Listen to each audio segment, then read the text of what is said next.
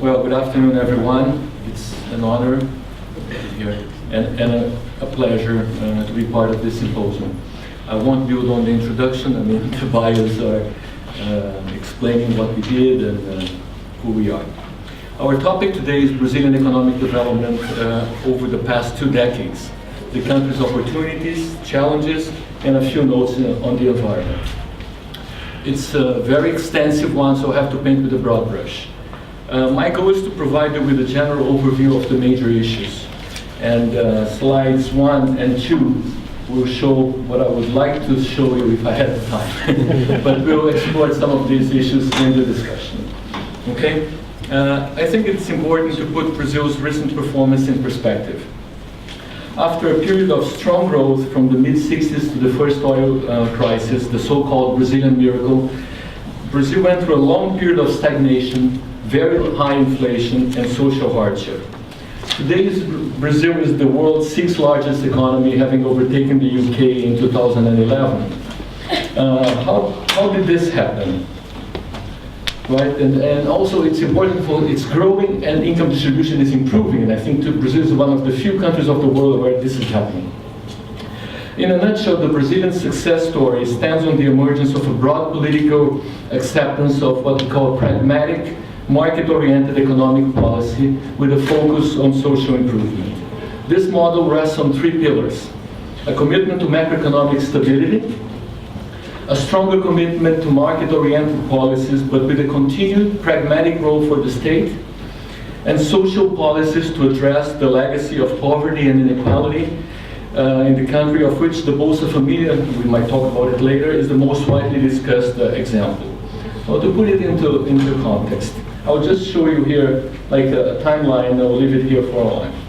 Since 85, right, in 85, the 2-decade-old military regime came to an end, leaving the country with a bitter legacy of an annual inflation topping 200%. Got much worse later, but that was the legacy. Right, 3 years later, in 88, a new constitution was promulgated, and this new constitution focused on several issues. I'll mention 3, which I think are crucial here. 1, that democracy was to be safeguarded, the rule of law reintroduced, and personal freedom was to be guaranteed. 2nd, it aimed at redressing historical social imbalances, often without due regard for the availability of resources to do it. And 3, it saw the government, and not the private sector, the government as the main instrument to promote development. Time considerations do not allow me to delve into the Constitution, but its deficiency and fiscal implications are well known, so it's very criticized, but it has had the merit of being instrumental in redemocratizing the country and really building a pluralistic society. Since '86, several plans to fight what was then hyperinflation were tried and failed. They were based on price freezes, wage freezes, confiscation of financial assets, and you can think about it, we tried everything, okay? And they all failed. By '93, we're getting closer to the timeline here, when Fernando Henrique Cardoso, then Minister of Finance, later to be President, started his tenure, Brazil's macroeconomic policy was in disarray and the economy in an appalling situation. It suffices to say that inflation in that year reached 2,500%. The timeline in chart 4 shows the main events, right? And in chart 6, in the lower hand side, the right lower hand side, depicts the path of inflation since then. A new anti-inflationary plan was necessary. The so-called Real Plan was negotiated over '93 and introduced in '94. It was based on the diagnosis that the root causes of inflation in Brazil were a lax fiscal policy and widespread indexation. A new currency, the real, was loosely linked to the dollar and introduced in a very ingenious and transparent way. It had to be done in a transparent way. People were afraid of exotic measures. Okay? And crucially, it was supported by a strong fiscal adjustment. The plan was also helped by the opening of the economy as well as by other modernizing measures. President Fernando Henrique Cardoso deepened and broadened the modernization process, which had started earlier with President Collor, by privatizing inefficient state-owned enterprises, creating independent regulatory agencies to regulate those newly privatized sectors, by granting actual independence to the central bank, And by focusing on crucial social improvement programs in healthcare, education, and by creating the first conditional income transfer, which later became the Bolsa Familia, widened and became the Bolsa Familia. By October '94, inflation had fallen to 20%, and it fell down to about single digits, with one exception that happened in 2002. I'll mention this in a sec. Over time, the strong fiscal adjustment that had supported the currency was relaxed, and a reversal of capital flows in the wake of the Asian crisis and the Russian crisis really put the real under strong pressure, and ultimately a run on the currency led the government to give up on the dollar as a loose anchor. Since then, the core of Brazil's macroeconomic policies has been a tripod: a very strong fiscal position, a floating exchange rate, and a monetary policy that targeted the rate of inflation itself. A new fiscal responsibility law was introduced in the year 2000, has been really instrumental in Brazil's stabilization program. The results have been remarkable. Both President Cardoso and his successor from the Workers' Party, President Lula, have consistently delivered annual primary surpluses of about 4% of GDP. This is a strong number, it's a high number. Inflation has been consistently within the targeted band, with the exception of 2002, when people were afraid of the policies that President Lula could implement, and the exchange rate depreciated very strongly, leading to a high inflation. But the very civilized shift of power from PSDB to PT, right, and the actual maintenance of the tripod led the exchange rate and the rate of inflation back to the targeted rate, right? Low inflation and government deficits led the banks to focus on expanding credit again to the economy. New legislation enacted by President Lula in his first term enhanced the guarantees associated with bank lending, leading to a significant increase in bank accounts, credit, and as a result in retail sales. I'll skip a few here and just try to show this. Okay, this significant increase in credit, and credit is confidence. It's key for an economy to develop or to grow. Right. This was levered by the social policies introduced by Fernando Henrique and later reinforced by Lula. The number is impressive. I think we just heard that Brazil is the most unequal country in the world, or one of the most, but the improvements are very significant. And I think it's credit should be given where it is deserved. The new constitution also helped to alleviate poverty by extending social security benefits to the poor agricultural sector workers who did not contribute to it. And this was a major positive impact of the Constitution on the one hand. It created fiscal difficulties on the other hand, right? Thus, a network of social protection was created by the interplay of the rules set up by the Constitution and by the specific policies implemented by Fernando Henrique Cardoso and later by President Lula, giving rise to a very large and growing middle class. We'll talk a little bit about opportunities. The adoption of a sound macroeconomic policy, combined with aggressive social programs, political stability, and a wealth of natural resources, generated impressive results. I'll talk a little bit about those natural resources. First, the country has tried to recast itself as a global brand and a global power. It has immense and diverse territory, very, very rich in natural resources. I'll mention a few because some of those will be related to the conversation we'll have later on. The country is home to the world's 5th largest landmass and about 18% of the world's available fresh water. The Amazon, the world's largest and most biodiverse rainforest, is itself a valuable resource recycling carbon dioxide. The country is the world's largest producer of beef, sugar, coffee, and the 2nd largest producer of soybeans. Its agricultural strength is enhanced by technological innovations that adapted temperate crops to tropical conditions. In addition, Brazil is home to the world's 6th largest proven uranium reserves and the 5th largest iron reserves. And recently, massive deposits of oil were discovered off the coast of Rio de Janeiro, right, which should place Brazil among the world's top 10 energy producers by the end of the decade. One issue which I think is very peculiar to Brazil: renewable resources supply almost 50% of Brazil's relatively clean energy matrix. I have this in chapter 14, I think. we're talking 50%. The average in the OECD is 6%. The average in the world is 12%.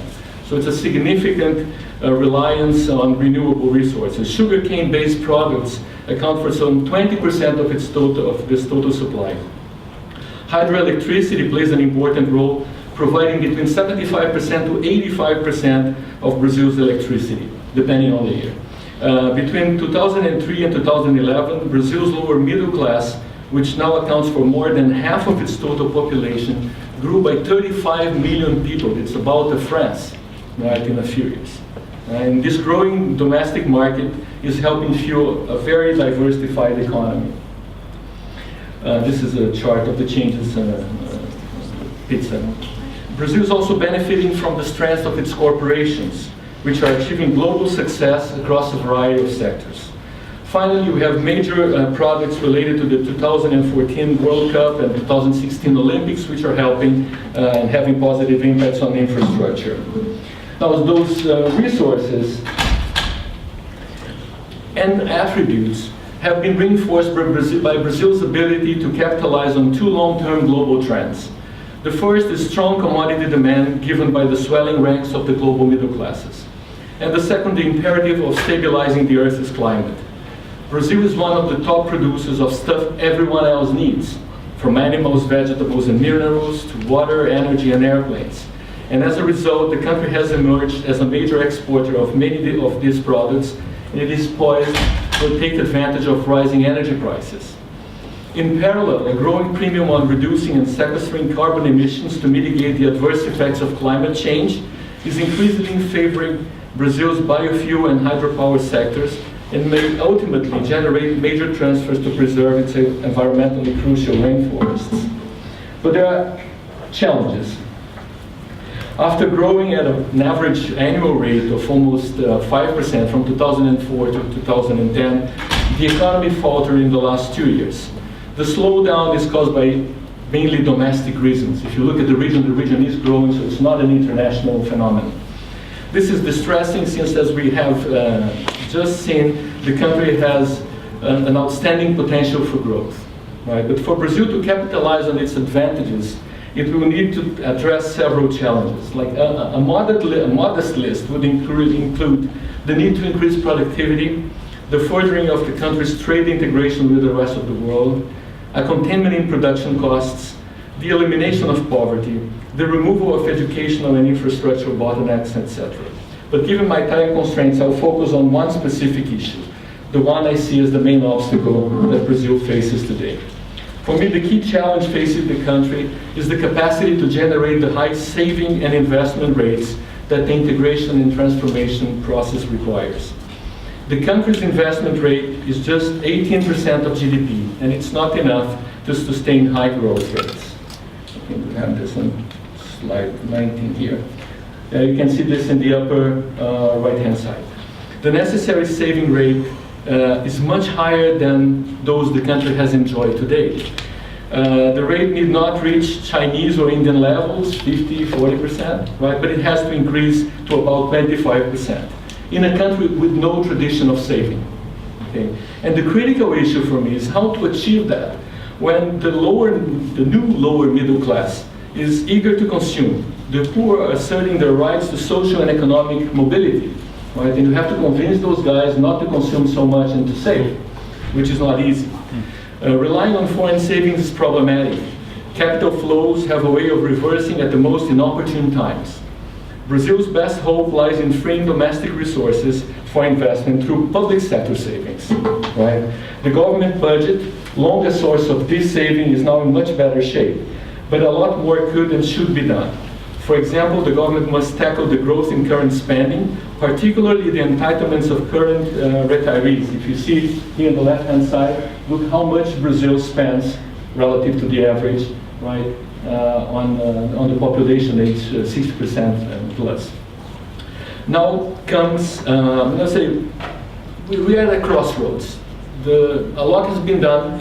President Dilma has a lot of power, and now comes the hardest time of persuading Brazilians that immediate gratification must be postponed for the greater good. I suppose my time is over. I'm not sure about that. I suppose so. But I would like to say a few words on the environment. Let me just list 4 issues which I think are key in the way Brazil looks at the issue, and then we'll discuss this later. Okay? The Brazilian climate change agenda, which is taken by the International Affairs Ministry, by Itamaraty, is based on 4 issues. First, emphasizing that the environment issue must be dealt with within a sustainable development framework based on the tripod environment, social progress, and economic prosperity. 2, stressing every country's sovereign right to development. 3, opposing any suggestion that the Amazon rainforest be put under international control for its protection. And 4, emphasizing industrialized countries' historical responsibility and obligation to compensate for emissions today.